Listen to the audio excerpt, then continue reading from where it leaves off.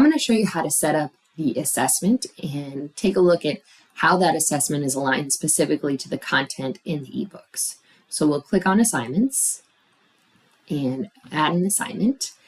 And first thing we're going to do is go to the question bank. The question banks contain curated content aligned to the textbook, and the goal is to help save instructors time developing and grading the assessments. You can create quizzes, homeworks, or exams from the end of chapter questions, test banks, or create your own questions. So let's take a look.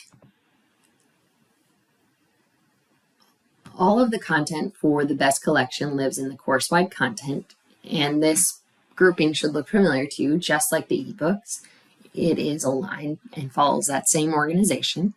So let's take a look at the engineering fundamentals content. And you can see all of the topics are listed there. I'm going to go ahead and select problem solving and take a look at the content within there.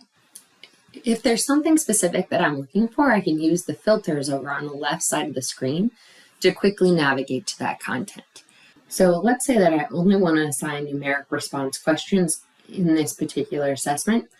I can go ahead and click on numeric response, and you're going to notice when I hit filter results, this is going to drop from 40 questions in the bank to the 19 questions that hit those parameters. And I can use any of these filters over on the left-hand side to quickly zone in to the content that I want. And to return, I simply select those filters again and hit filter, and I've got the full list of content. As you may have noticed from the filtering, these questions with the little hurricane and an A are algorithmic questions. So let's go ahead and take a look at one of these questions.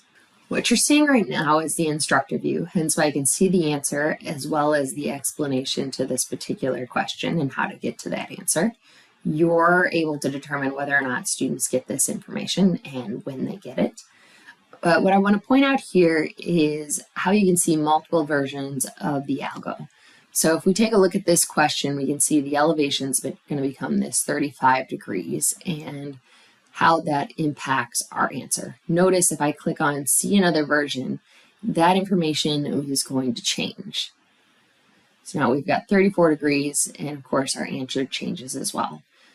So instructors will assign algo questions to help ensure each student is getting their own version, curbing the cheating, but also giving students ways to continue to practice without having to recreate the wheel each time.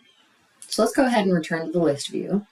I can also go ahead and create my own questions and pick and choose the format that I want that question built in.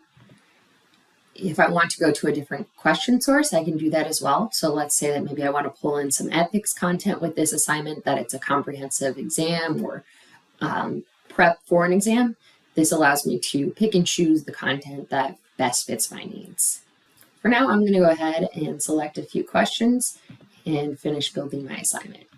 So the next step is to set the policies. Here's where I can put the due date on it, decide if I want to enable proctoring, determine if there's any penalties for submitting late work, and I can also determine custom settings of how many attempts a student has, whether there's a timer on this assignment, how and when they get feedback, can they use any resources such as their textbook during this. And once I finish setting those assignments, I can go ahead and review and assign. And now that assignment is available to students to start working on.